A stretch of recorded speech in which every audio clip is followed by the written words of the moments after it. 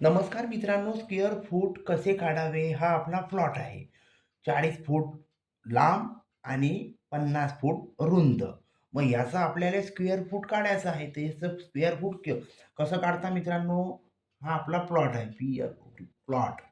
आता याचं सूत्र काय मित्रांनो? हा आयताकृती प्लॉट आहे. म्हणजे याचं सूत्र आहे लांबी गुणेला रुंदी. मग आपली लांबी किती आहे? 40 फूट. आणि रुंदी किती आहे मित्रांनो? 50 फूट. बरोबर काय झालं मित्रांनो? 5 चोक 20. 5 चोक 20 आणि हे 2 शून्य इथे लिहून घेऊया मित्रांनो आपण. म्हणजे आपलं किती झालेलं आहे? 2000 स्क्वेअर फूट ही आपला प्लॉट आहे मित्रांनो.